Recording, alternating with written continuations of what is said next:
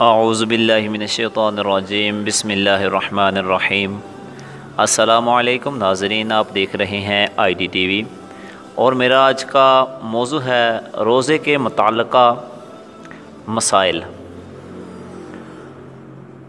روزے کے بارے میں لوگوں میں پائی جانے والی 11 غلط باتیں جن کی کوئی حقیقت نہیں، وہ میں آپ حضرات کے گوش گزار کرنے کی کوشش کرتا ہوں۔ سب سے پہلی غلط فہمی ہے، کچھ لوگ سمجھتے ہیں کہ جب تک اذان ہوتی رہے سحری میں کھانا پینا جاری رکھا جا سکتا ہے۔ تو ناظرین، درست مسئلہ یہ ہے کہ جب سحری کا وقت ختم ہو جاتا ہے تو اذان فجر اور نماز فجر کا وقت شروع ہوتا ہے، لہٰذا جو سحری بند ہونے کے باوجود اذان ختم ہونے کا انتظار کرتے ہوئے کھاتا پیتا رہا، اس نے اپنا روزہ برباد کیا اور اس کا روزہ ہوا ہی نہیں۔ اور روزے سے متعلقہ دوسری غلط فہمی یہ بھی مشہور ہے کہ حالت روزہ میں کسی کو احتلام ہو جائے تو روزہ ٹوٹ جاتا ہے۔ تو ناظرین، درست مسئلہ یہ ہے کہ حالت روزہ میں احتلام سے روزہ نہیں ٹوٹتا۔ اور تیسری غلط فہمی ہے بعض لوگ سمجھتے ہیں کہ رات میں غسل فرض ہو جائے تو اب روزہ شروع ہونے کے بعد کلی یا ناک میں پانی افطار کے وقت ہی ڈالیں گے۔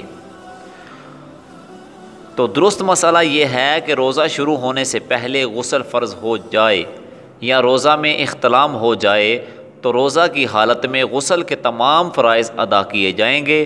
غسل میں کلی کرنا اور ناک میں نرم حصے تک پانی پہنچانا فرض ہے، اس کے بغیر نہ غسل اترے گا نہ نمازیں ہوں گی۔ یاد رہے کہ روزہ ہو تو غرارہ نہیں کریں گے، اور عام دنوں میں بھی غرارہ غسل کا فرض یا کلی کا حصہ نہیں، جداگانہ سنت ہے، وہ بھی اس وقت جب روزہ نہ ہو۔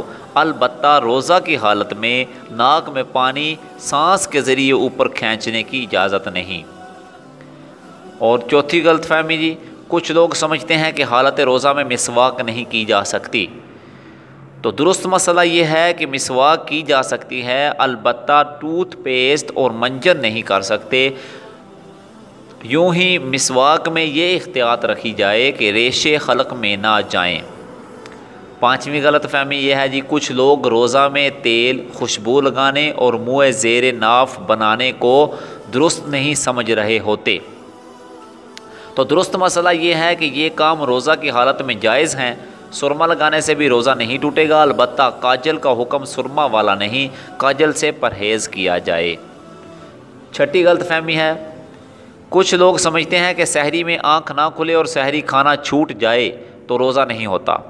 تو اس کے بارے میں درست مسئلہ یہ ہے کہ سحری روزہ کے لیے شرط نہیں، رات میں نیت کر لی جائے یا پھر زوال سے پہلے نیت کر لی تب بھی ٹھیک ہے، لیکن دو چیزیں خاص مد نظر رکھی جائیں۔ اول یہ کہ روزہ بند ہونے کے بعد سے کوئی منافی روزہ کام مثلا کھانا پینا وغیرہ نہ کیا ہو۔ دوسرا یہ کہ یہ نیت کرے کہ میں روزہ بند ہونے کے وقت سے روزے سے ہوں۔ اور ساتویں غلط فہمی یہ ہے کچھ لوگ سمجھتے ہیں کہ چوٹ وغیرہ لگنے پر خون نکل آئے یا خون ٹیسٹ کروانے پر روزہ پر کوئی اثر پڑتا ہے۔ تو مسئلہ یہ ہے کہ روزہ کسی چیز کے معدے کے راستے میں یا دماغ میں جانے سے ٹوٹتا ہے، جسم سے کوئی چیز باہر آنے پر نہیں ٹوٹتا، لہٰذا خون زخمی ہونے پر نکلے یا پھر ٹیسٹ کروانے کے لیے روزہ نہیں ٹوٹے گا۔ کچھ لوگ سمجھتے ہیں کہ روزہ میں انجیکشن لگانے سے روزہ ٹوٹ جائے گا۔ تو اس کے بارے میں درست مسئلہ، اگرچہ یہ سوچ ان علماء کی پیروی کی وجہ سے ہے جن کا موقف یہی ہے تو ٹھیک ہے، البتہ جو قوی اور مضبوط دلائل ہیں ان کی روح سے انجیکشن لگانے سے روزہ نہیں ٹوٹتا، ضرورت ہو تو ڈرپ بھی لگائی جا سکتی ہے۔ تو نویں غلط فہمی، الٹی آنے سے روزہ ٹوٹ جاتا ہے۔ یہ بڑی مشہور ایک غلط فہمی ہے، ایک غلطی پائی جاتی ہے، جس کے بارے میں درست مسئلہ یہ ہے کہ از خود کتنی ہی الٹی یہ کہہ آئے روزہ نہیں ٹوٹے گا، یعنی خود بخود الٹی آتی ہے، منہ بھر کر آئے یا جتنی بھی ہو اس سے روزہ نہیں ٹوٹتا۔ البتہ اگر خود قصدن مثلا انگلی وغیرہ منہ میں ڈال کر کہہ کی اور وہ منہ بھر ہو تو پھر روزہ ٹوٹ جاتا ہے۔ اچھا 10ویں غلط فہمی یہ ہے کہ کچھ لوگ سمجھتے ہیں کہ تھوک یا بلغم نکل جانے سے روزہ ٹوٹ جائے گا یا مکروہ ہوگا، اسی بنا پر وہ بار بار تھوکتے رہتے ہیں۔ تو اس کے بارے میں درست مسئلہ یہ ہے کہ تھوک اور بلغم جب تک منہ میں ہے ان کو نگلنے سے روزہ نہیں ٹوٹے گا۔ ہاں منہ سے باہر مثلا ہتھیلی پر تھوک کر پھر منہ میں دوبارہ ڈالا تو روزہ ٹوٹ جائے گا، اور ایسا عام طور پر کوئی بھی نہیں کرتا۔